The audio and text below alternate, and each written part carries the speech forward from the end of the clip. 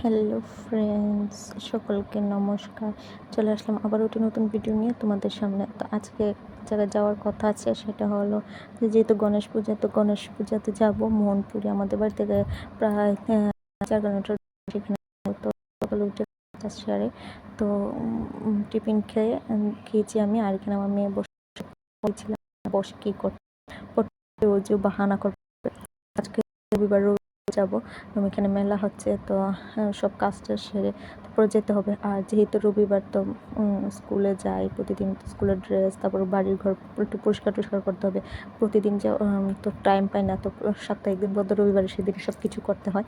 তো দেখো তো এখন বিকেলবেলা, তো সড়ক খাওয়া দাওয়া করে ঘরটি একটু সুন্দর করে গুছিয়েছি, ঘর দরজা পরিষ্কার করেছি ভালোভাবে, তারপরে কাপড় টাপড় ধুয়ে এখন সব বৃষ্টি আসছে, তার জন্য সব খাটের স্ট্যান্ডে মেলে দিয়েছি। আর এখান থেকে সব পরিষ্কার করেছি, সেটা তোমাদের সাথে শেয়ার করলাম। এদিকেও পরিষ্কার করেছি, এখানে রান্নার জায়গাও পরিষ্কার। তো এখন সব সারার পর এখন রেডি হব, যাব মোহনপুর গণেশ মেলাতে। হ্যাঁ, তো আমরা এখন যাব। আর এইদিকে আমার হাজব্যান্ড যে মাছ ধরার জালটা সেটাকে রেডি করছে।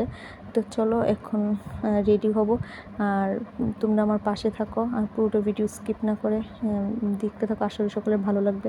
তো চলো পুরোটা ভিডিও দেখতে থাকো, আর সবাই ভিডিও দেখে লাইক শেয়ার সাবস্ক্রাইব করে দেবে। চলো।